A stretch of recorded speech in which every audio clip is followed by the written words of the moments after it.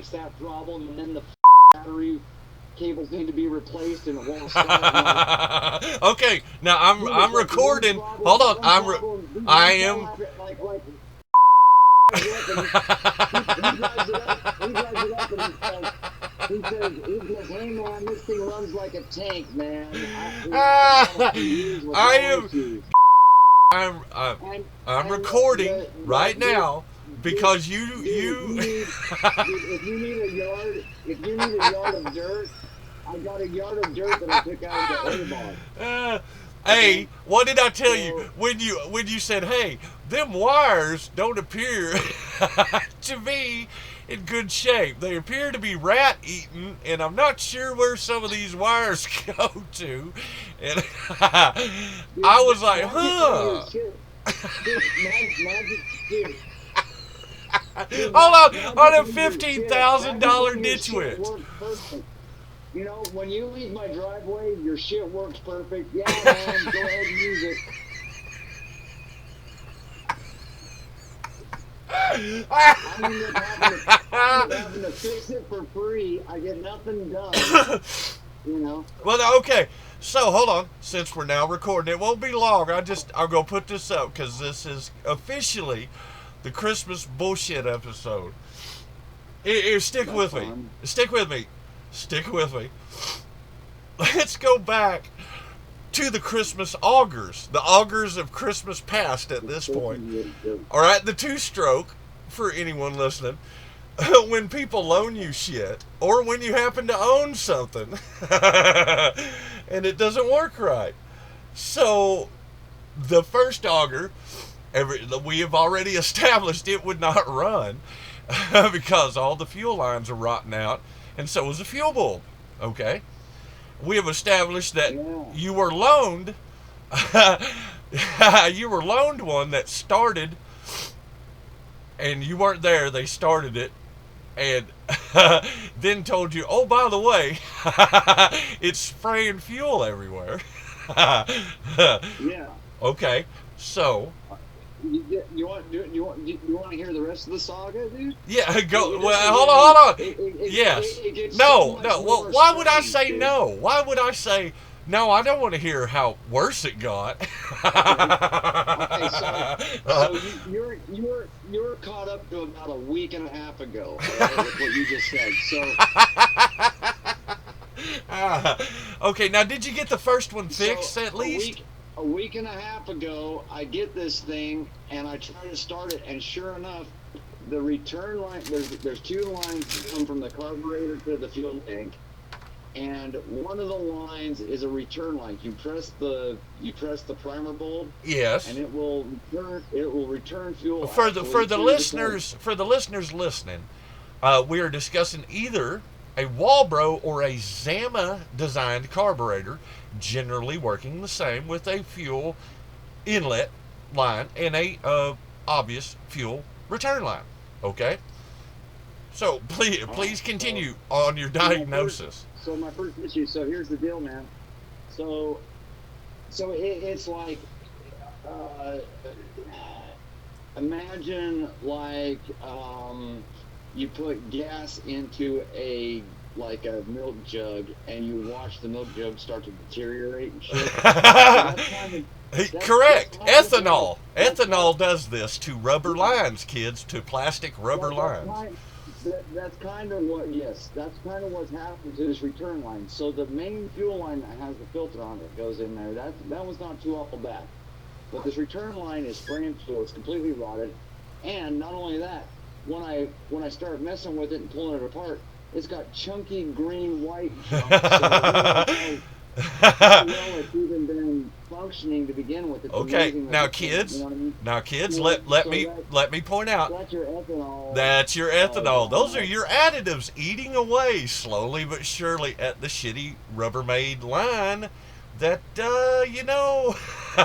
needs to be kind of replaced once a year at this point, you know. Oh, also UV radiation, in case you didn't know. UV radiation. I've got more crap that I know what to do with of oddball shit. So I've got a box specifically dedicated to different little sizes of motorcycle line and Yes, meter line. that's good to have as a mechanic of small engines. Yes. Yeah, and some of it has been appropriated from donor machines over time, and then some of it's just stuff I bought and had extra, whatever. So I got this rando box of different size lines. Well, the line I've got that's the right inner diameter is actually a little bit bigger outer diameter. I mean, if it's right on the carb nipple, like just perfect. And then but trying to get it through the grommet on the other side of the tank. See what we're learning. What did we learn, kids? Hold on. Let me break in. Hold on. Let me break in to point out to our customers. Hold on. Our internet customers on the YouTube. Let me point this out. Kids, they make two sizes of lines, Tyvek lines, generally the green lines, or your regular black lines, or yellow. Okay.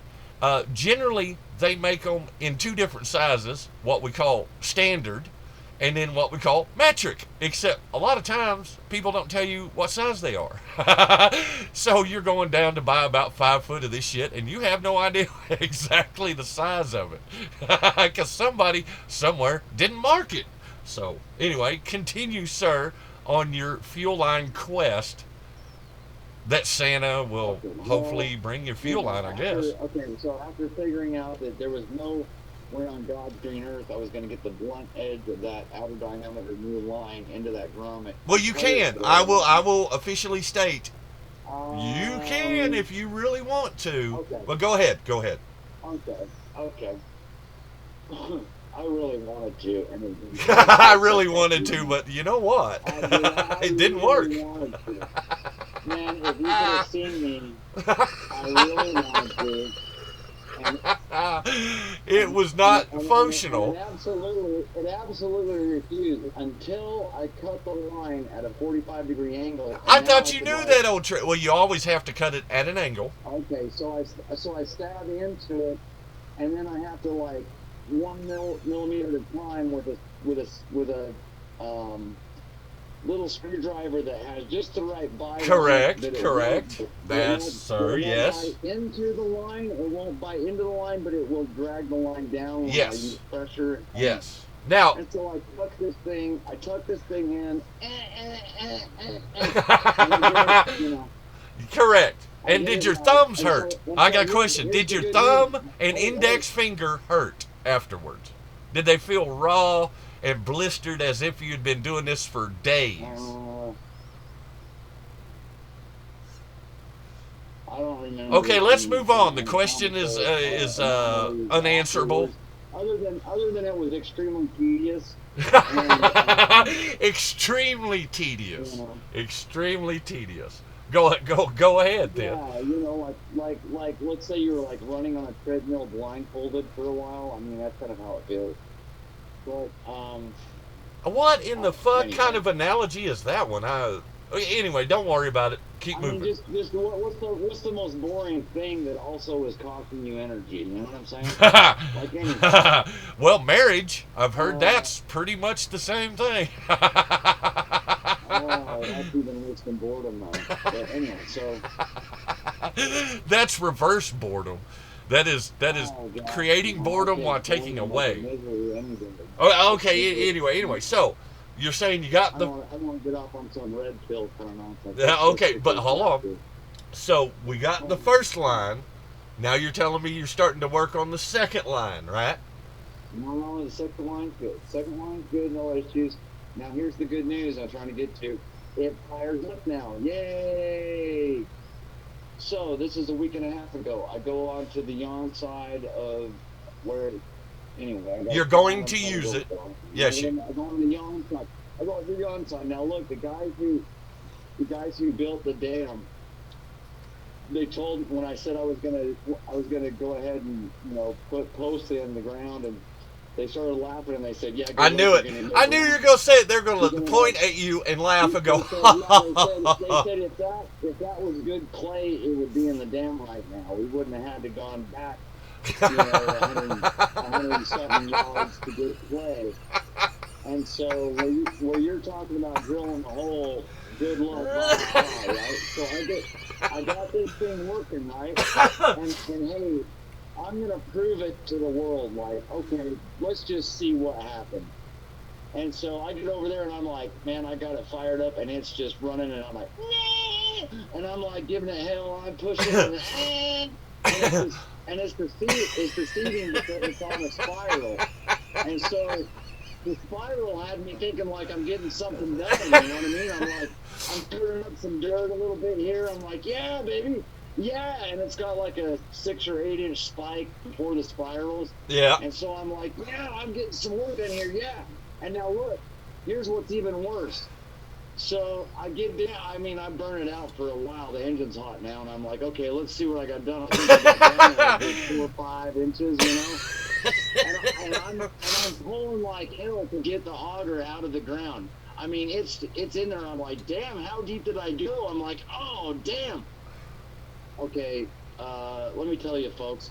When I pulled the damn thing out, the only thing stuck was the spike, and I was down on the ground about 2 inches. And I was like, you got to be kidding What we me learned, right now. So okay, kids, let's discuss. It was getting nothing done. It was getting nothing done. Okay. Yes. Now, go ahead. I'll pause the saga, but it gets worse. Well, no, it's okay. What we've discovered is probably rocks are immune to augers that are two-stroke. Unless you're going a different direction on this. Can I tell you a weird anomaly? Go ahead. So it's brownstone, right? So brownstone is like... Now, we call it sandstone here, kids. Sandstone. You may have different rocks in your neighborhood, but whatever. Same thing. Man, in North Carolina, there's a whole bunch of different things to describe different things. So, okay, that's fine. Anyway. It's called, quote, rocks, unquote. Yeah, their way of saying it is brownstone, which is very compressed clay, very dry clay. Now look, this is what's a trip. So I was working this thing like hell. Now the one thing I didn't do, I didn't take a file to the spiral bite edge, which maybe would have helped a little. Well, apparently nobody ever did that to the auger. I didn't even think. I just went out there and like, you know, I'm gonna cowboy this thing. Well, now hold on. To be fair, if you're doing what you figure is clay, no. Why would you be sharpening the auger? I mean, everybody's put a new blade on their Gillette, and you get better results when you're shaving. I'm not sure that metaphor is going to work. But go ahead. Sharpening that bite edge. Hold up, folks. I don't know sharpening the bite edge would have helped, but what was happening wasn't much. It was just glazing. It made like a glaze. When it got to the brownstone, it just kind of glazed. Yeah. And I mean, it's nearly as hard as a rock. I mean, it's nearly that hard. You're not going down into it, obviously. Okay, so at this point, you're thinking the guys that stood on the dam laughing at you were correct. I do this big build-up, but it doesn't mean anything if I don't finish. Okay, so I just told you how I go over there, I can't get down to 2 inches, and I take the auger home, and then we've had rain. We've had like 3 inches of rain since then, okay?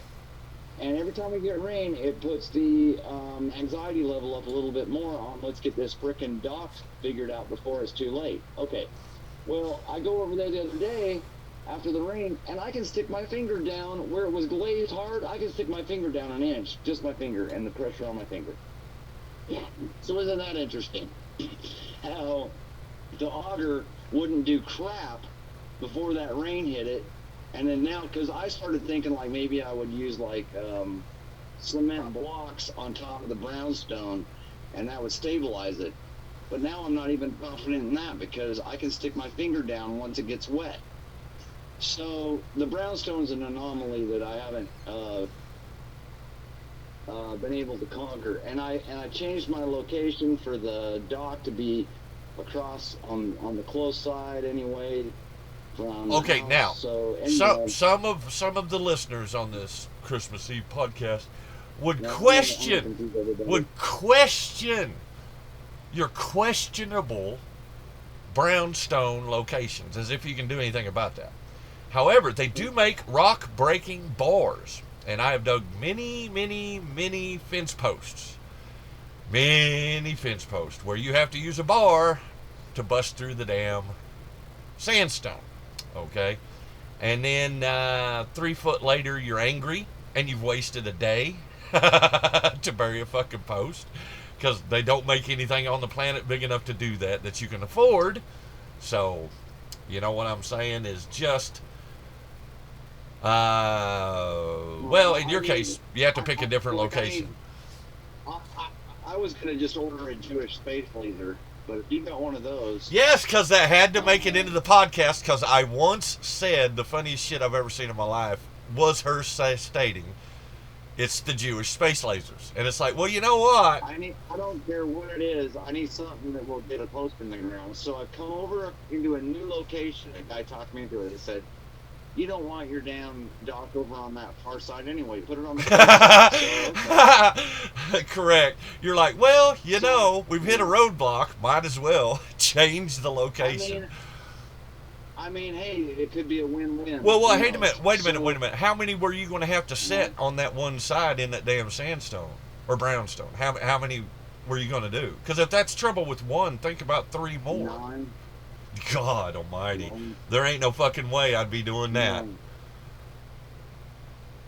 9 total posts in a 12 by 12 foot square. So okay, now how deep were you going to set your posts?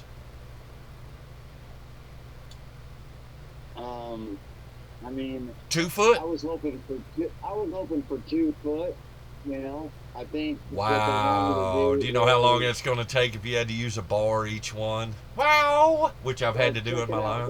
I don't know, man. There's all kind of code shit and recommended shit, but I think they want you to go 1/3 the length of the post into the ground. I'm going to blow your mind and point out to our listeners, if you go a foot deep into sandstone, you're putting it a foot deep into rock that's never going to leave. So you ought to be pretty good. It's not going to float away, or. But there again, I don't understand. I don't know. I mean, I don't know. I don't know how this geology works, but I'm telling you that after this thing. Well, can we agree? Hold on, can we agree that dinosaurs are fake, but sandstone is real? Yeah, I didn't see any fossils. Well, I didn't know if you was going to go that direction or not. It's like, well, we know we can't nuke it because nukes are fake. We can't nuclear bomb it because nukes are fake.